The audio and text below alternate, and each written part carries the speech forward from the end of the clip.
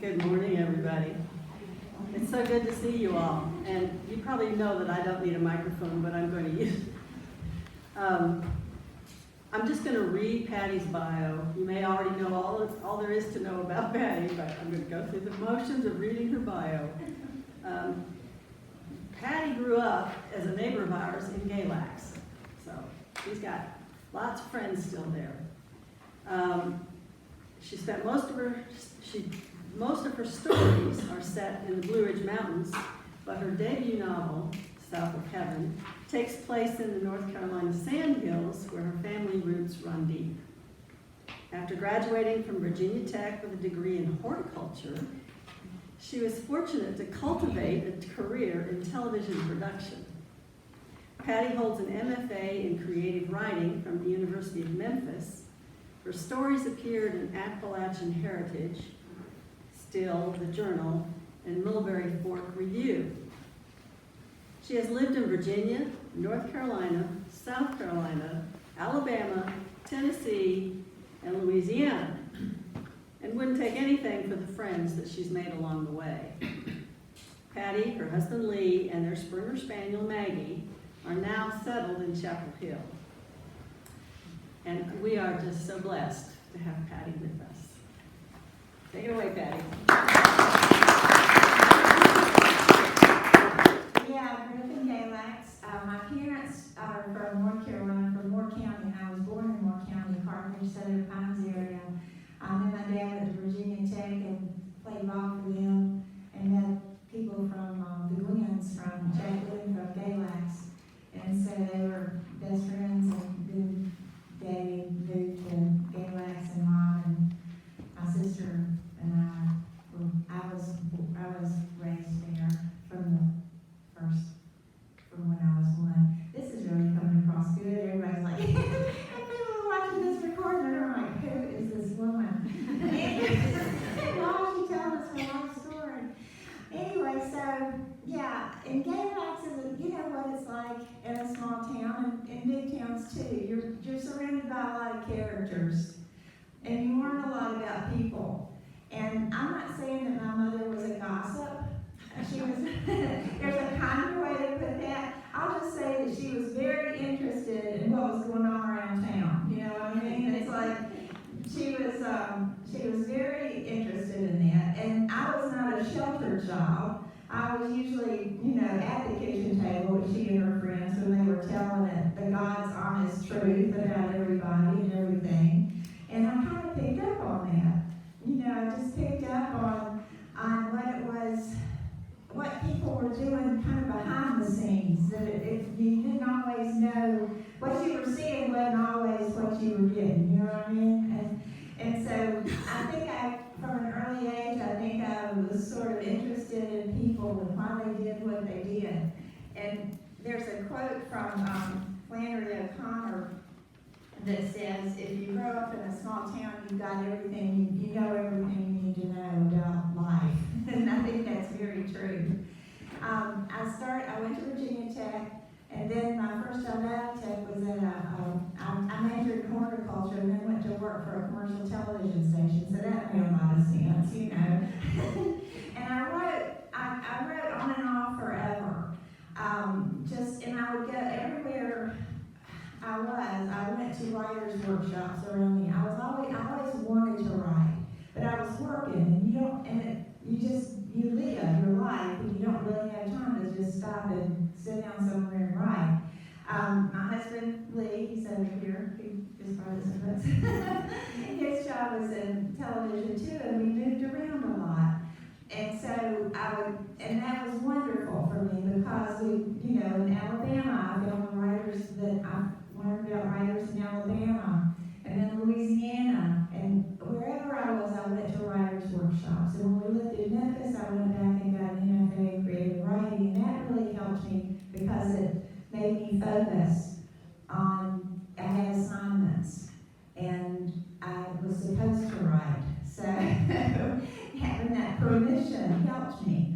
I usually say this to the end, but I'll just go ahead and say it now. It's like, if anybody's out there and you write, don't give up. I got this novel published when I was 67,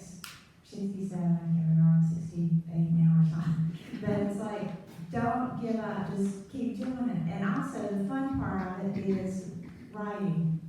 This is fun, being able to talk to people about the book, and we were just talking about some of the characters and just talking about the people like they're real people. That is, thank you, because they're real to me. And I think the first, I give a lot of credit to Barbie and Ken and Midge. I was playing with them, they were my first characters. I also give a lot of credit to country radio. Remember WBOB radio? I give a lot of credit to Conway Twitty and, Loretta Lynn for teaching me about love. But I was at a writer's workshop in Hyman, Kentucky when the first scene for this book came to me. And I had gone up there to work with Lee Smith, and I was so excited. And I took a story that I'd written for her to critique. And and there was a line in the last paragraph that I was really proud of. I felt like I had hit my literary point with this line. And I was really proud of myself. You know what happens when you're really proud of yourself. Anyway, so Lee Smith, I got my critique back, and beside this line she had written, "This is just odd." And I thought, oh my God. So the way this thing works at the workshops, at the last day you're supposed to get up in front of everyone that's been there and read. And I knew that I could not read that story. That was not going to happen. And while I was there, we had free time to write and prompts, and your head's just full of fiction and stories and everything. And like what happens when a story comes to me, it's a character, it's a person, and their voice, and they're talking. And so yes, I do hear unreal people in my head.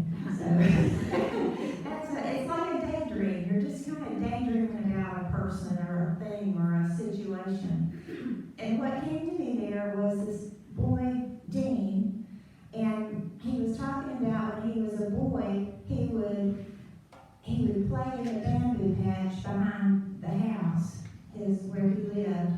And his father was missing in Vietnam. It was 1998. His father's been missing for a year. Dean's 23. His father went missing the year he was born. And he's never known, so he's never had a father. He's never known. But as a boy, he would get in this bamboo and he'd pretend like he found his father. He pretended like he rescued his dad. And it was that scene where he's a boy in that bamboo playing. And then now in my head, he was 23 years old. And so you know what you do when you meet somebody, or I do. One of the first questions you ask, well, who are your people? So that's what I asked Dean. I was like, well, tell me about your family. And anyway, I knew that Dean had no filter. I knew that he was different. I knew that he didn't think like most people. And he didn't keep any secrets. He didn't see any need to. But I knew right off that his mother did. I knew that his mother there was something just not quite right about what Dean thought about his family and what was going on. And so from there, Fern, his mother, came to be. And then do any of y'all have sisters? Okay, so you know that's a very special relationship, right? My sister is my best friend, and it's just a special relationship, And so of course Fern had a sister, and they're very different. And like most, like a lot of sisters are, they're very different. Fern had always lived in Carthage. She lived in the house she grew up in. Her sister Leona is married to an orthopedic surgeon in Raleigh, and doesn't have much to do with the Carthage family. So there's an estrangement. And the story just kind of started going pretty quick, and it's like, you just write, scenes come to you and conversations. I like to talk about how people, the characters, through their conversations with each other. And that's how that goes. But how many of y'all have read the book? Okay, good, thank you, that's good. No spoilers for people who haven't though, not really. It's just, I think that it's kind of odd to think about people who imagine people in their heads, but you know what it's like when you're riding in the car and you're thinking about a conversation that you haven't had, and you're thinking what you would say, and what they'd say, and then what you do, what they do, what they ought to do, what you don't want to do. And that's kind of how these stories happen. I'm going to read a little bit just from the first chapter of Fern. And the book is told in 3 different voices. Some chapters are from Fern's point of view, other chapters are from Dean's point of view, and other chapters are from Leanna's point of view, the sister. And I did that because they all are seeing the world so differently. They're seeing this time and place so differently, and their voices are different. And I wanted to do that. The other reason I did that is because it's easier, and I'm not a great writer. So that worked for me. Okay, so here's Fern. Time lingered more than past in the sandhills of North Carolina, where no ancient mountains or ocean tides marked the days. The sandhills lay low, midway between, flatland where in summer acres of lank-leaf tobacco flourished in spite of its fall from grace. A Venetian blind sagged over the front window of the Citizen Times. Fern McQueen was careful with the tattered pole. Every morning she expected the string to unravel in her hand. Across the way on the courthouse lawn, her son sat on a granite bench tucked beneath a white oak, a memorial to her husband Mac, missing in action since the Vietnam War. Dean visited the bench most mornings before clocking in at Frank's garage. "We talked, Mama," he said, in my head. Fern had tried to dissuade her son from telling people about these talks, knowing it only brought about more pity from the town of Carthage. But Dean was Dean. Her boy had no secrets. Fern had never held out hope that Mac would be found alive. She'd known he was gone maybe even before the earnest men in stiff uniforms said missing in action. That was 26 years ago. With the dogwoods declaring spring, tired Christmas lights still dangled from warm cords along the flat roof of the Moore County Courthouse. The lights remained year-round, being too much trouble to take down and put back up. Surely the strands had been replaced, but in Fern's mind, they were the same ones that glowed red and green years ago on that snowy December night that changed everything. It was as if everywhere she turned, a monument stood to all she could not undo. So you get an idea that Fern is she keeps to herself in town. She's not real comfortable with everything. Her life is quiet. And one thing, the reason that this is said in Carthage, I skipped this part when I was telling about Dean in the first scene. When I got that scene, the bamboo, my grandmother's backyard in Carthage came to mind. So I knew immediately that this was going to be a Carthage story. And it's not the real Carthage. It's not like real Carthage, because Carthage is kind of a mythical place to me. That's where I went to visit my grandmother. Both my grandmothers lived there, and my mom and dad's family. So and I'm glad it's set in Carthage and not Galax, because if it was set in Galax, everybody would be like, oh, I know. I know what that is. I know what that's talking about. So it was very helpful to me to have Carthage. But Carthage is, it has that beautiful courthouse in the center, and then the road goes around, and everybody goes, you have to go around the courthouse to get anywhere. And then there's another weird thing that happened is when I was starting to write this, I think we lived in Alabama at the time, so I wasn't going to Carthage and checking it out and looking around. And when I was writing it, so I was kind of imagining everything, and I imagined the newspaper office where Fern worked to be right across the road from the courthouse, because I wanted her to be able to look out and see Mac's bench. And when I finally did go back to Carthage to look around, the newspaper office was right where I wanted it to be. And so I thought that was really spooky. But good. Spooky, but good. So you have Fern, you have Leon, and it's like I have a hard time. I have a really hard time letting bad things happen to my people, because from the get-go they're real to me and I care about them, and I have a really hard time with that. And so my friend Darnell Arnault, who is one of my biggest mentors and friend and teacher and everything else, she's like, "You've got to have trouble." You know, it's like, oh, you have a family and everything's great. You got nothing, you know. It's like, okay, the end. Well, that was fun. You know, so you've got to have some trouble. And maybe that's why I put a sister in there, because you know, if you got sisters, you got trouble, right? And there's also her Aunt Bill. That's who Fern lives with. She lives with Aunt Bill, and she's got dementia. And Fern and Leona's parents were troubled. They were alcoholics, and they died and went away early. And Aunt Bill came and took care of the kids. And so that was trouble. Dean has trouble. He's not doing great. I mean, mentally not doing great. And you find out in the book why, and I won't tell you. I'm not going to tell you that. I just want to go ahead and talk to y'all, because I feel like that you've read the book, you've got questions, and I want to know what you want to know. What do y'all think? I really like Dean, and I hope I don't ruin this for somebody who hasn't read it, but how did you choose fetal alcohol syndrome? And did you have to do a lot of research on that? I didn't. I had a cousin who we always thought that might be the trouble. It was never diagnosed. He passed away. It was sad. It was just, there was just something wrong. And in hindsight, there was more that could be done, or should have been done, and wasn't done. And in a way, I kind of feel like this book is giving him a second chance.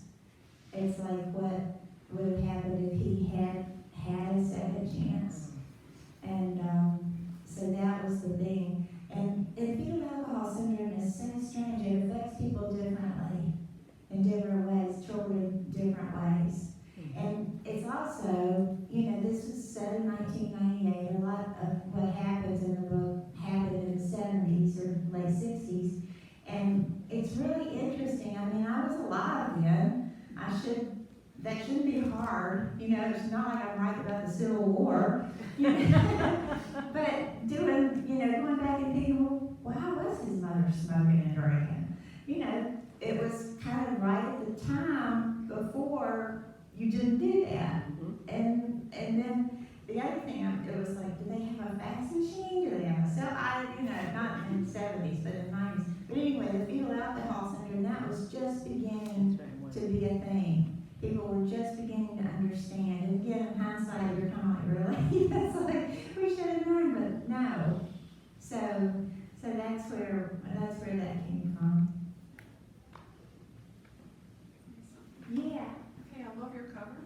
Oh, good. I love the book. I love when I open it up and the book is in it. This is the greatest gift I've ever got. Thank you. More And I book. love the white paper. Okay, good. I love the book. Thank you. I got out a bunch, I thought, are books really not white? And I got out a bunch of novels and they're all this beige. I can't wait to tell Scott Douglas that. It's like, so again, I've worked on this book forever. I would work on it, and then we'd move, and I'd put it in a box and shut down my computer, and we'd move, and I'd forget what I was doing, and then, months later, I'd go back to it, and then I'd go to a writer's workshop or whatever. And so the book was, at one point, it was all in first person.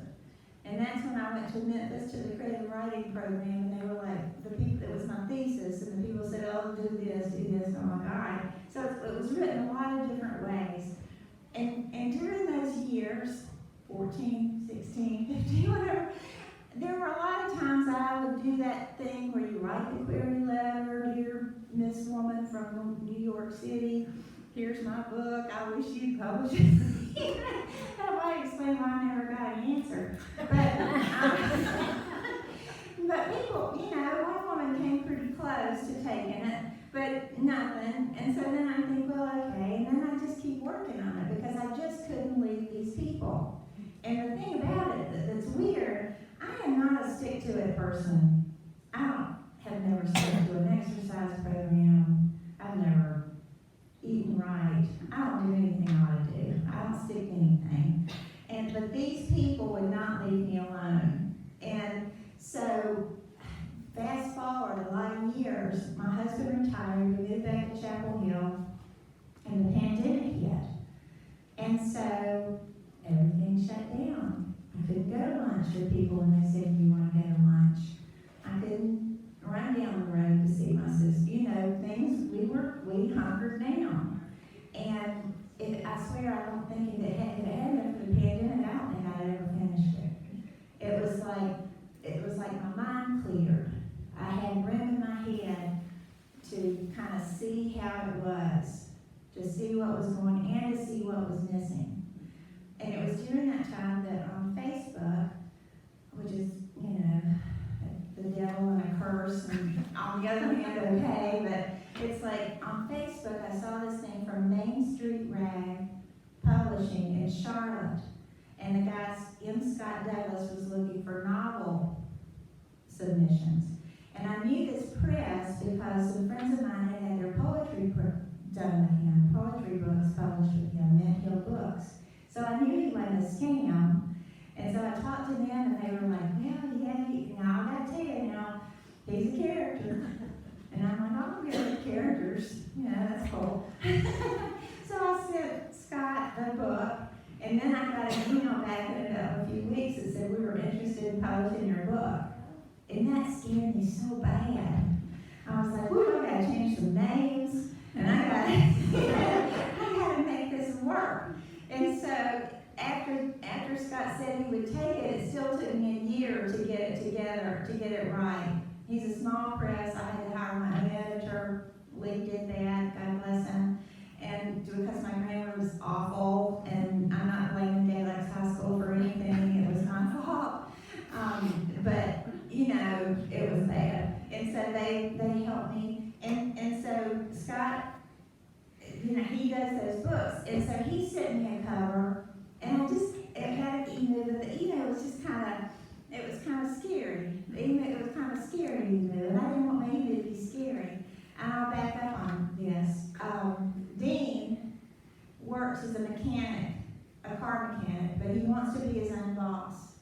And so it's 1998, and he decides that what he wants to do is start an emu farm. And I don't know if any of y'all remember back then, people thought it was going to be something, you know, the new chicken or whatever. And it turned out not to be the new chicken, but people thought it was going to be. And so Dean starts an emu farm. And I tell people, no emu are harmed in this book.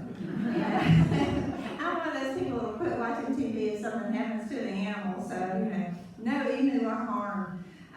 But so I wanted to put an emu on the cover, and my friend Darnell again, she was like, I found this emu, you know those websites you go on where you can stock photographs? So I found this emu on stock photographs, and we paid $30 for it. And Lee was like, "Oh my God, when is this ever going to not cost me money?" But anyway, then I had an app on my telephone, and so I watercolored it on that app. It's a watercolor app. And so then I showed it to Darnell, and she said, "Move it over, just show that one eye." And I'm like, "All right." And so it's like, Lee's at the computer, I'm on the phone with Darnell, I'm telling him what she says, he's doing it. He came up with the font, and it makes me happy that this was a do-it-yourself kind of family affair. it's like it was fun. And I'm sure it would be fun if that woman from New York had said, "Come up here and I'll take you to lunch and wear black." But, you know, but this was fun. It was fun to have everybody involved who were involved and to do it. And Scott did turn out to be a character. He's a Harley Davidson motorcycle rider. And not that that makes him all, but he tells it like it is. There's no like, hey, how you doing? It's just boom. You know, and I didn't really know how to take him until I met his wife and his border collie, and then I thought, okay, he's a good dog person. And he's been wonderful. He's been great.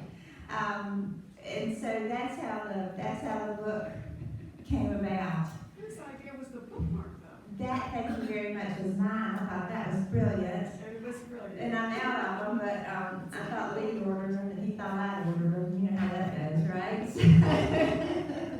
So I just want to tell you, I really thought he had. What else have I, yes?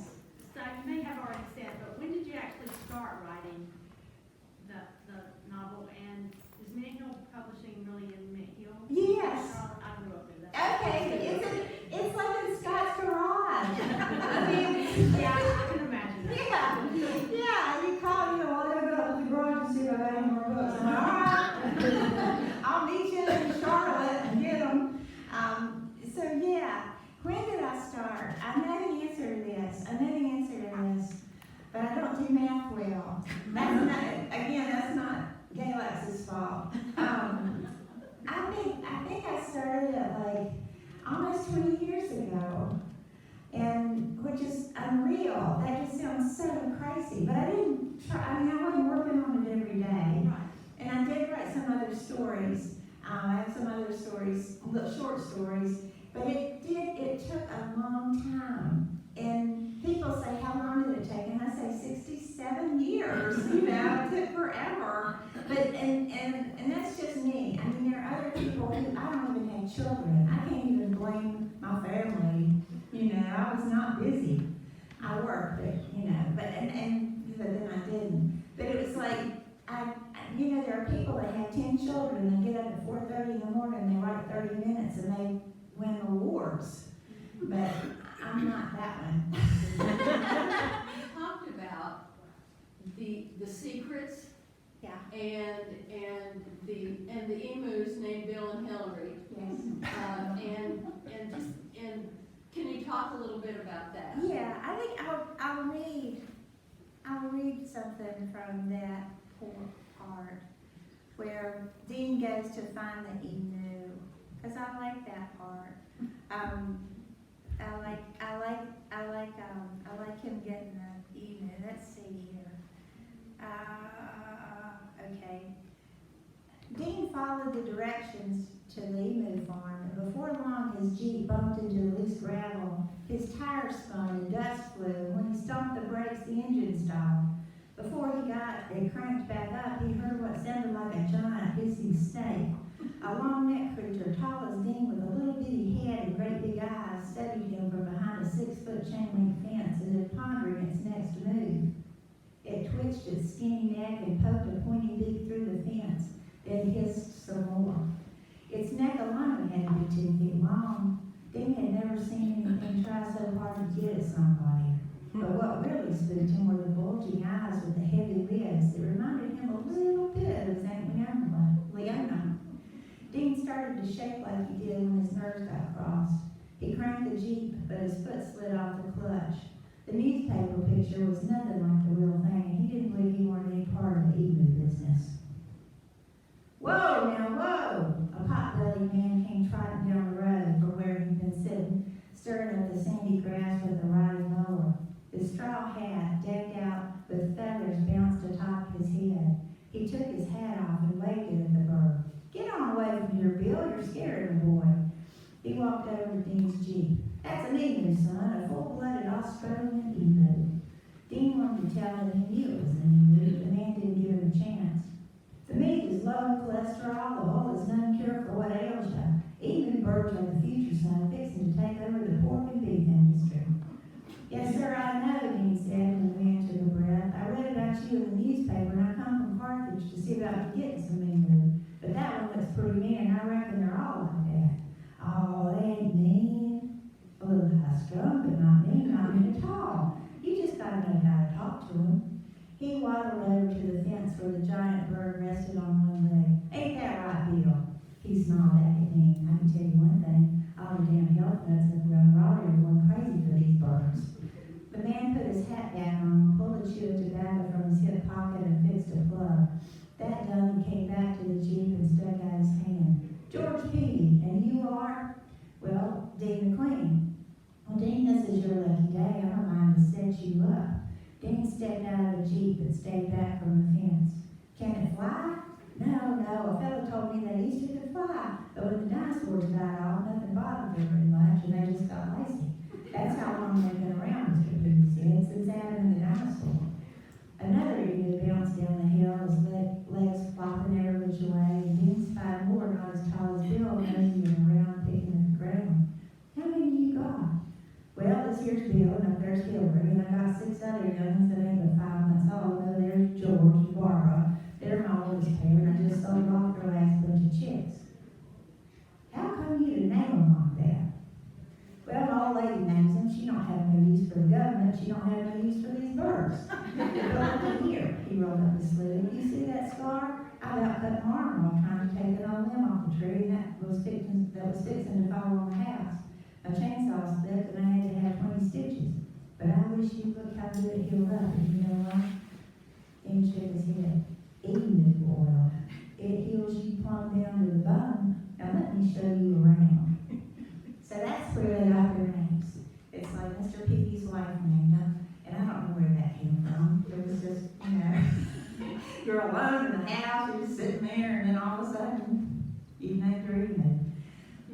What else comes to mind? I have a question. Are any of your books on audiobook format? No, we wouldn't spring for that. I'm frequently stymied, only wanting to listen to books with lists that are not available in audiobook. So is there a certain, does a book have to be in print a while before it goes into audiobook? I think what happens is like the larger publishers take care of that. And then when you're with a small press, we had to work on this. My husband had to do what we did to get it on Kindle. And so I'd have to pay for it, and I don't know if it's still in here or not, but that's not gonna happen. I wish it would. Would you explain that about paying on Kindle? I just thought Amazon would I know. pay you. No. No, I mean, they do, when people order it on Kindle, I get money from that. And if you order this book on Amazon, I go to my box and get a book out of the box and mail it to you, because they don't carry it. It's like Scott the Main Street Rag Press is so small that he can't afford to distribute. And so that falls on me and other independent published writers. So there are pros and cons, but Lee had to format it in the Kindle format, because Scott was like, no, I just can't do that. But it worked out. It worked, and I do wish it was on audio, because I love audiobooks too. I listen to them all the time, and I really love them. But we didn't do it. Thank you. Thank you. Thank you. I could read it to you. I vote that if they do ever record it, that you're the voice. Oh, God. I don't know. The Amazon Munchkin right here. Back to the writing itself, do you ever craft a story in third person, and after you read the chapter, you decide it would be more forceful in first person? Do you ever change the direction you're going? Absolutely. And it's important to do that, I think. I think it's important to try things out and not get stuck in the first way it comes to you. Because the first way this came to me was in first person. It was Dean's voice and he was talking. I shifted to that closed third perspective because I needed to do more with the scenes. And did y'all read Demon Copperhead? Oh, yeah. I mean, Whoa. when you're her, you can do first person and you're good. You know? I mean, I thought that was an amazing voice, and I love that book, and the way she did it in first person was incredible. And most of my stories are in first person, my short stories, But I did write this whole novel in first person first. But that helped me a lot because it gave me the voices, because Leanna is her character is, she's more controlled. She's a more controlled person. And then Fern is Fern. But that's a good question, and I think it's good to always be open to what works the best. And you don't know unfortunately, you don't know until you try it. Writing is a hit. It's crazy, but it's fun. That's the good part. Well, that was in third person, but you had wonderful use of dialogue through it, and so I was curious to know if it started out as first person. Right. And I think if I'd started out third, I wouldn't have those voices. I wouldn't know the people I wanted to know. So thank you. Yeah. Lots of questions.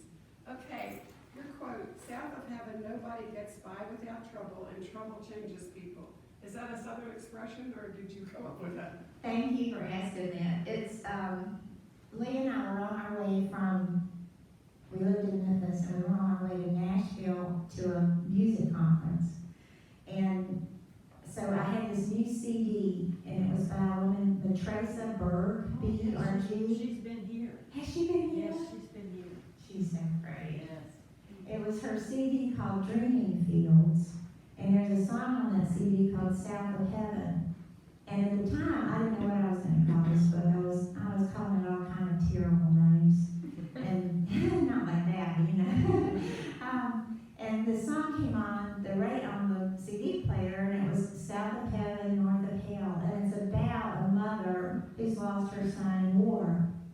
And it's just a beautiful song. And I thought, oh my stars, there's my title. And so I'm friends, not like buddy, good friends, with Silas House. I don't know him or not, but he knows Matresa Berg. So I emailed him, and I was like, did you ask her if that's okay? And she was like, well, yeah, I don't know that song. You know, it's fine, just send me a book. So I did. But if you look for this song, South of Heaven by Matresa Berg, make sure you're listening to Matresa's, because there's a heavy metal song called South of Heaven, and that's not the song. It's like, what is that? But after that title came, I needed to get it in the book. And one of my favorite characters in the book is Roy, the preacher. And I used to, you know how kids grow up and they play teacher? I grew up playing preacher. I would line my dolls up and preach to them. That's why they were such good dolls. So I think that Roy gave me a chance to get this inner preacher out. And so Roy says that line in the book. Fern's getting ready to go to Raleigh to see Leona, and she doesn't really want to. Things have gone south. And he's just reminding her not to go up there and expect Leona to be the awful person that, you know, Fern kind of thinks she is. That when things, and I do think that when things happen, people have, I mean, I don't think people really change. I don't know if I think that or not. But I think that when people face troubles, they get a different perspective. And that's what and the other thing, what it means is, we're not in heaven. We're south of heaven. Where anything can happen. You know, and so I think that's what I was trying to say. But thank you. I like that. Roy, he just, you know, all those lines that are from Roy are just Roy's. He just, My favorite character. not A wonderful preacher, a real preacher. Okay, another sentence. I wouldn't hold in my hand what comes out of your mouth. Oh my God. Is that a Southern saying? My mom, he says, well, my grandmother said it to my mom. Would you repeat that? Yeah. Fern uses a curse word, and her great aunt looks at her and says, Fern, things come out of your mouth, I wouldn't hold in my hand. And I heard my grandmother say that to my mother one time, and it was true. And my mother was, I mean, she was a little petite woman, beautiful, sweet as she could be.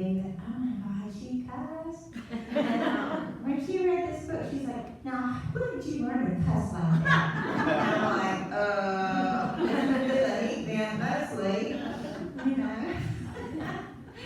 But yeah, I think that was Southern. I'm not a true Southerner. Any other questions? Who are y'all's favorite characters?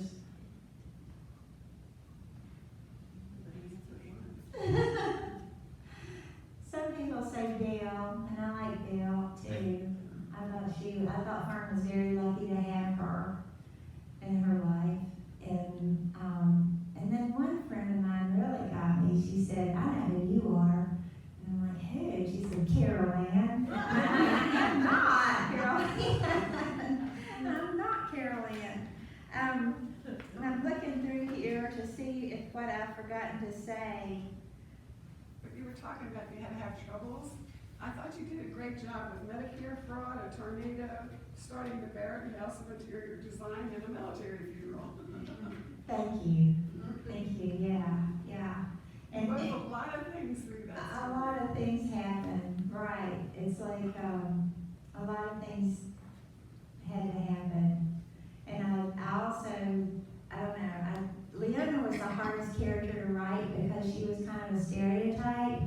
Because she wanted to be a stereotype, because she wanted to be that person. She didn't want to be kind of, you know, for a while, like, ugh. And it didn't dawn on me that Leona didn't come into fullness until I realized that she had been the one responsible for keeping Fern and her brother safe all those years. When her parents were drinking and things were rough, she had the responsibility of holding that family together and keeping those kids safe. And that's when I was like, okay, I gotcha. And so, yeah, that was that. But as you can tell, I feel closer to these characters than a lot of my third cousins. So, I think I don't have anything else. I think I just talked too much. But I will read you this. One of my favorite things is hearing people talk about it, because it's like that you learn from other people. And my good friend Donna Campbell, I'll end with her quote that she wrote about it. She said, the story of the Queen family gives us lessons in forgiveness, redemption, and transformation, and even a few tips for getting rich quick. There are moments I laughed out loud, times that I worried and cried. But mostly when I finished, I wanted to get in the car, drive to Carthage, and see if I could find anyone who knew these wonderful people. I wanted to eat a biscuit, write a letter to my uncle that needed to go to church. And I found myself wondering just whatever happened to Zig Ziglar. Thank you guys. Thank you for reading.